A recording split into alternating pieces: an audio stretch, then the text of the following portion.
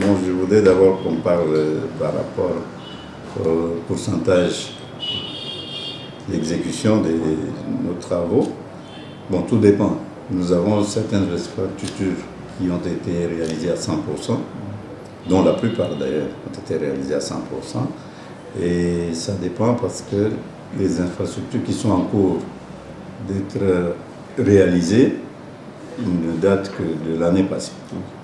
Mais ceux qui datent d'il y a 2 ans sont déjà complètement finis. Comme vous pouvez le constater, il y a ce bureau, le bureau à côté.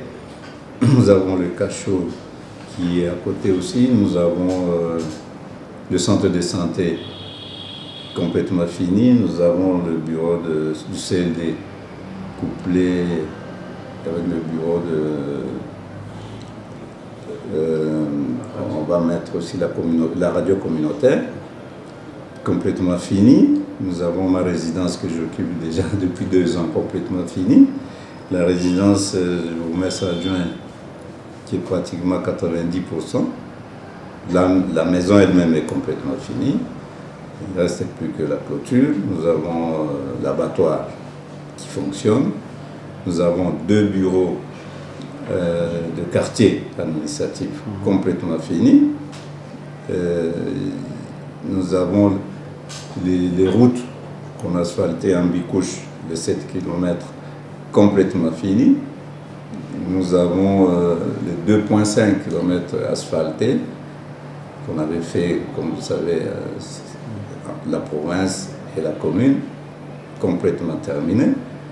Et en face de moi ici, vous avez un nouveau chantier, c'est celui-là qui est, je crois, à 10%, on peut évaluer.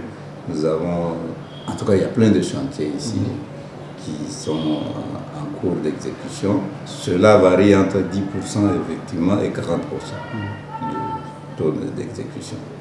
L'école ITAF, qui est R+2, il est à ce jour, on peut estimer à presque 75%.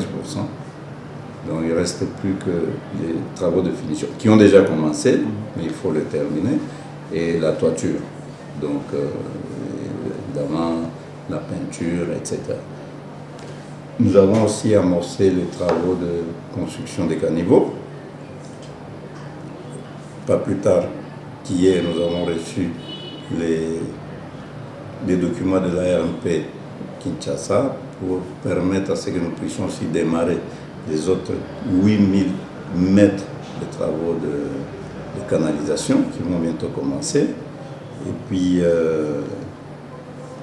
voilà, en tout cas, il y en a plein. Pour le moment, le projet phare, c'est la construction du palais de justice que vous avez vu. C'est un grand bâtiment qui a presque plus ou moins 30 locaux qui va abriter les 2 chambres. Nous avons d'un côté le parquet et de l'autre côté le tribunal. Donc avec chacun une quinzaine de locaux.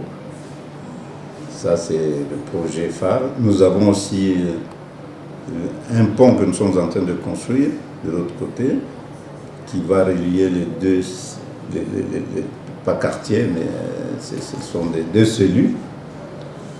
Parce qu'il y a toujours eu des problèmes entre les gens qui habitent du côté de Kiloville, surtout les enfants qui étudient de l'autre côté. Donc il y avait juste un petit passage et pendant la saison des pluies, on avait de grosses difficultés. Nous sommes en train de poser un pont de, je crois, 22 mètres de long et très très imposant et ça va permettre à résoudre ce problème aussi. Ça va faire 3 mois, c'est vraiment inquiétant pour nous. 3 mois que ça va totaliser bientôt 3 mois sans percevoir la redevance minière suite à un contentieux qui existe entre CEMOC et la GECAMIN au niveau de TFM. Et nous faisons confiance à nos autorités tant provinciales qu'au niveau national qui sont sur ce dossier. Et nous pensons que d'ici peu, ce dossier sera résolu et va nous permettre à ce que nous puissions avancer avec les projets qui commencent à subir un peu ce coup-là à cause de ce petit problème. Heureusement, comme vous savez, nous, quand nous donnons nos marchés aux entreprises, nous préfinançons pratiquement les travaux, donc nous commençons directement avec un paiement de plus ou moins 30%. C'est ce qui permet à ce que les autres puissent continuer à travailler. Mais après ça, il faut qu'on puisse trouver des moyens pour continuer. Sinon, nous serons bloqués et nous en appelons à la conscience de tous pour que cette situation puisse se débloquer. Alors, la province du Lualaba, c'est une province mouvante. Depuis quelques temps, ça bouge de partout. Donc, nous sommes sur la trace de notre gouverneur Adi Mamafifi Masuka, qui ne cesse de me faire la pression chaque jour, de me rappeler que nous devons travailler dans la vision du chef de l'État. Et je crois que nous sommes tous alignés dans cette vision que nous devons sauvegarder jusqu'à la victoire finale.